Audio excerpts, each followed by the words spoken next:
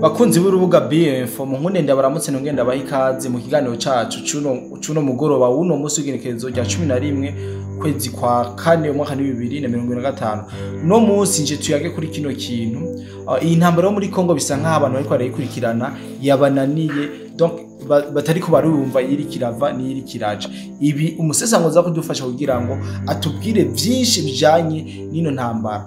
Uko tuho turabiraba M23 bisa no kirikira cika intege tugeranije kuraba n'inguvu yari ifise mu misezi. Ubu twatwo turabona ubuce bwinshi yari ifise iri kirabwambugwa nkuno musi bashoboye kwambugwa ubuce burenga bubiri na coalition ya FARDC. Tuvuye ngaho turaja ku migwano yari kirabera neza na neza muri Nyiragongo tuje za Minova na Rucuro naho habaye imigwano itari mike cyane. Ibi nivyo umusango za kudufasha ndetse anatubwire n'uruhara ingabo z'u Burundi zifise mu ngwano iri kirabera mu gihugu ca Kongo. Ariko mu nkundire manzi ndamuramutse ngenda muri kaze mu biganiro cyacu cuno mugoroba. Bona musesanguzi ndakumwuje cyane ndanakwifuriza umugoroba mwiza. Urakoze cyane bwana journaliste.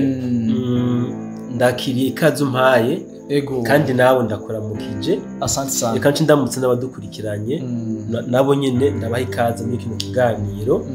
Nibaza ko ari kiganiro bisaba ko bashishoza kugira ngo bagitahure.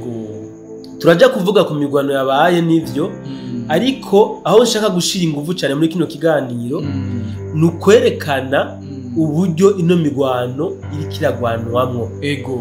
Abantu benshi barabaza ngo FARDC ni giki, FDNB ni giki, RDF ni giki, Wazalendo ni giki. Benshi bavuga ati twe tuzi Wazalendo na M23. Mugabo hari ibintu turiko twumva tudatahura. Shatse rero ko kine kuganira tugomba dukore muri kano kanya tubisigura neza. Komsa tuze kujena muri kino kiganiro neza cyane. Iyo tuvuze RDF tuba tuvuze igisirikare cya leta y'u Rwanda. Iyo tuvuze FDNB tuba tuvuze igisirikare cya leta y'u Burundi.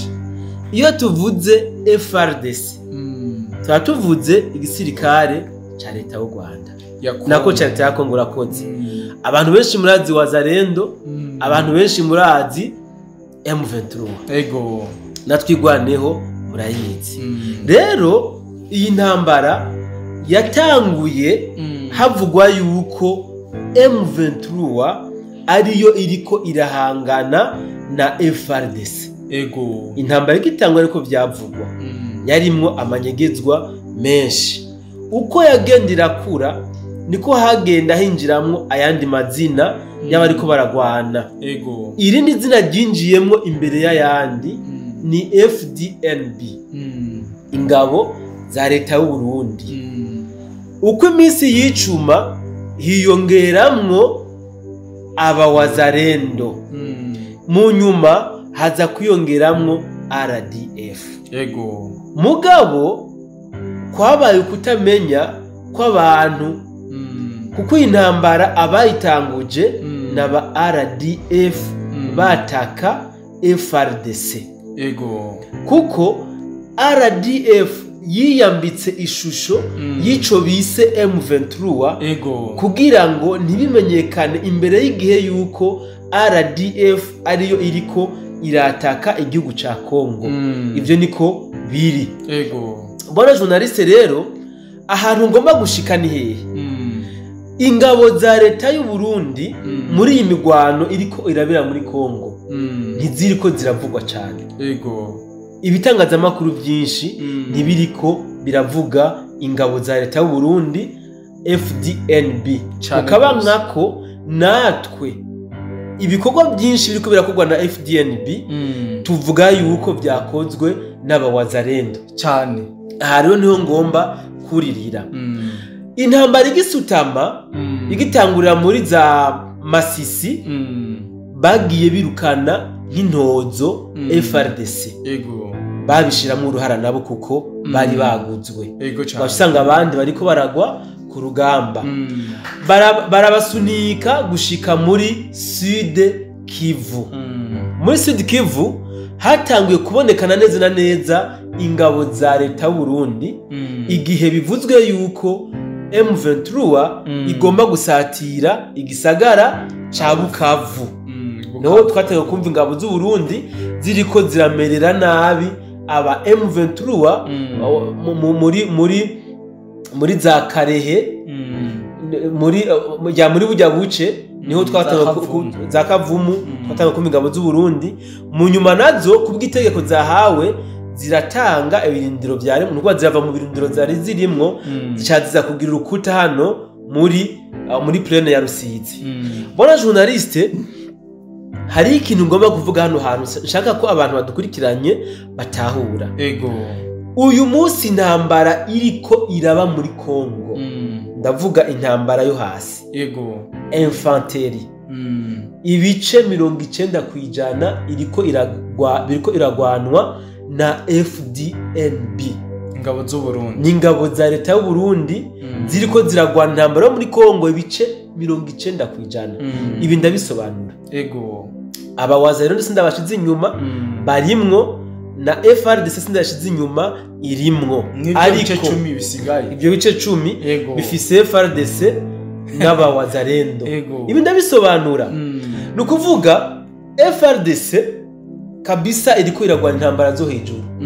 Iyo habaye question yuko bakora ama bombardement aérienne bakoresheje za Sukhoi bakoresheje ama drone FRDC niyo ikora ico gikorwa. Mugabo intambara yo hasi urusasu kurundi ibombe kuyindi ibice 90% iyo ntambara iriko iragwanwa n'abasirikare b'u Burundi. Bona journaliste niyo mpamvu mu kiganiro twakoze kare navuze ati aka M23 kaheze.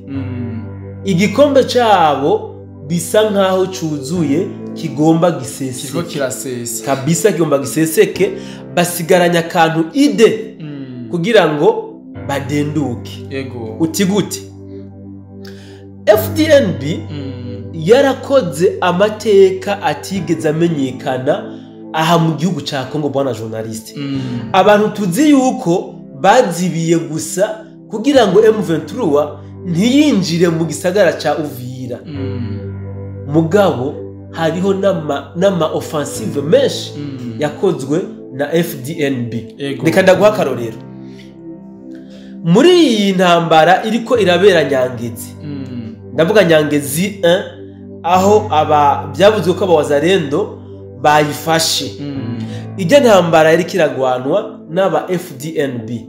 Baragwanye Nyangezi barayirekipera. Amakuru aratangazwa yuko Nyangezi iri mu minwe y'aba wazarendo FDNB hamwe na FRDC. Mbere baranadeborda baja muri Kavumu. Amakuru aravuga yuko Kavumu centre yamaze kugaragaramwo ingabo za FDNB. Mugabo nitwigeze tumenya irengero ryabo. Tubaheruka bari muri Kavumu centre. Mugabo twamenye ngo bayongeye banyikiye. Uti byageze gute bwana journaliste? Ndashaka nibutse abadukurikirana kuko ndazi ko benshi babizi. Ingabo z'u Burundi nibaza ko bari mu bambere muri Afrika mu kugwana intambara yo hasi cyane gose. Igisirikare cy'u Burundi ibi ndabihamya muri Afrika bari mu bambere bazi kugwana intambara yo hasi.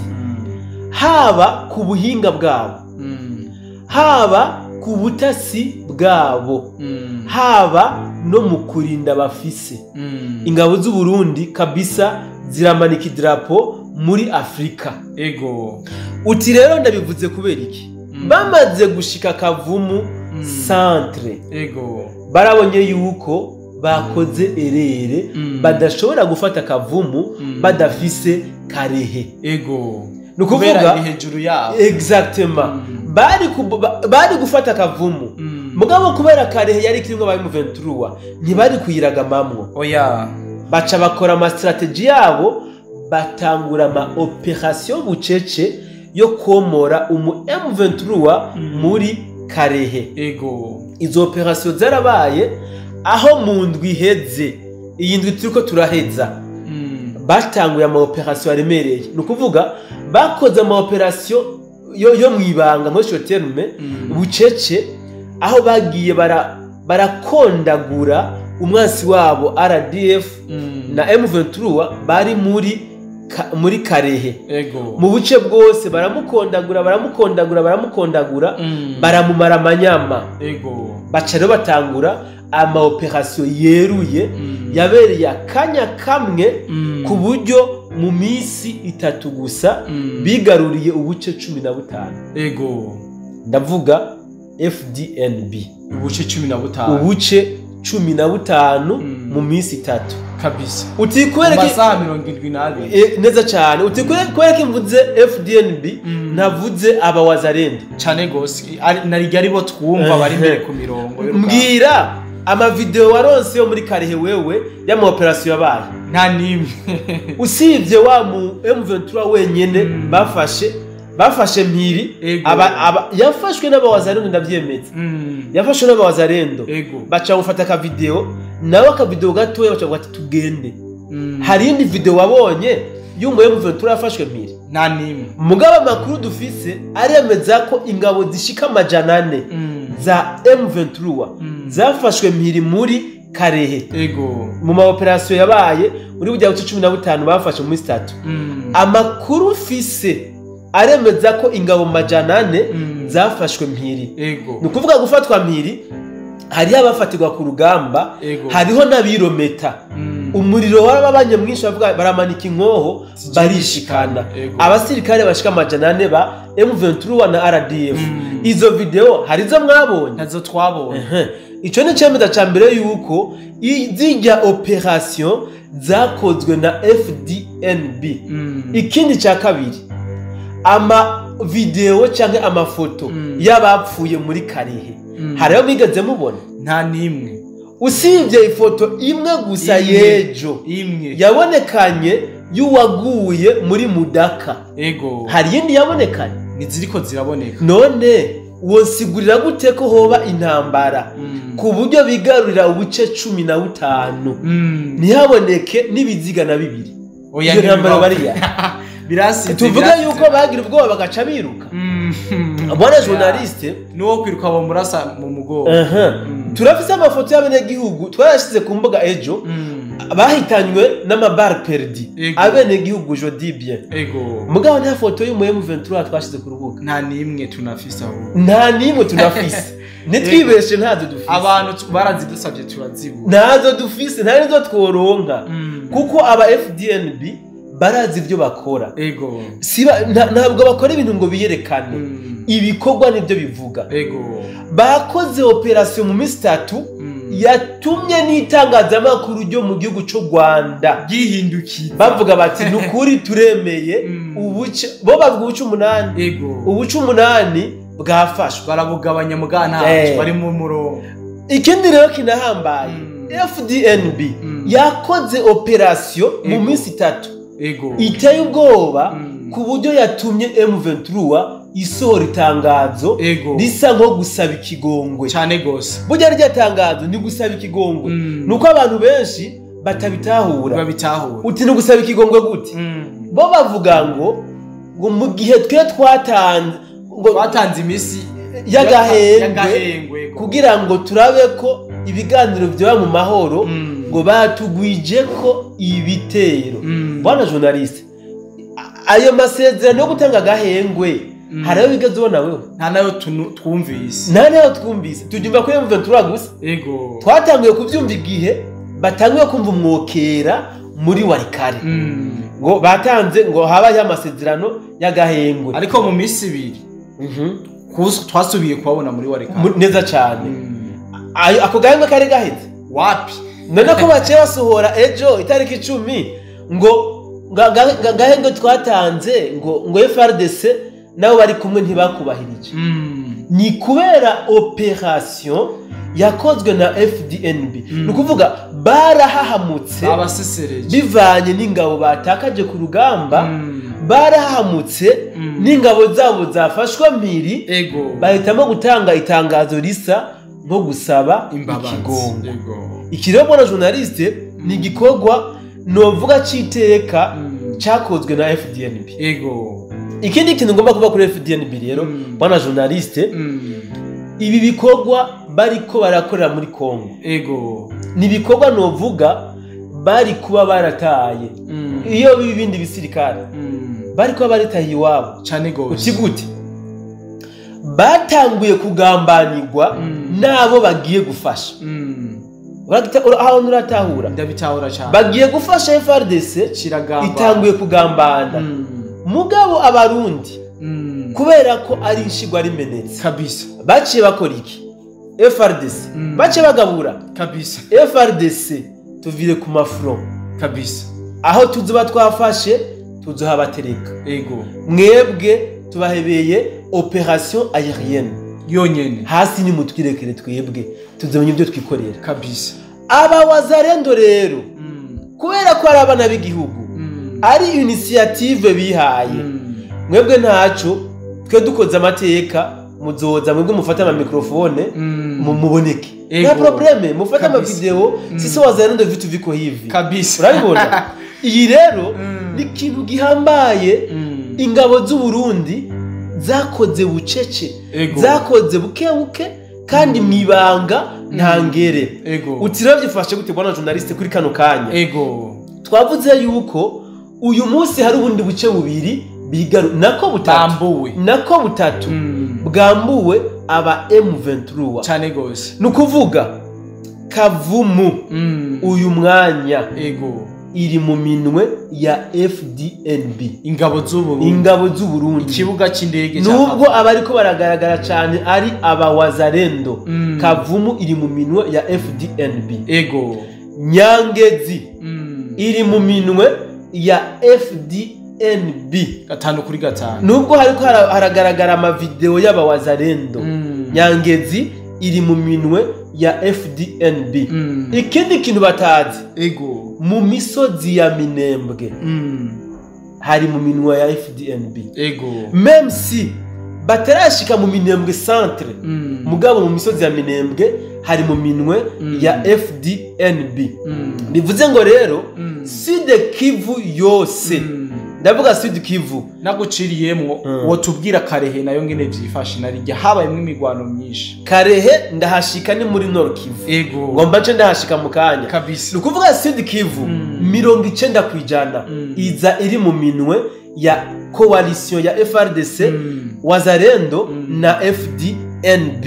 Nukuvuga Sud Kivu. Aha rero bwana journaliste ngomba ndakubwira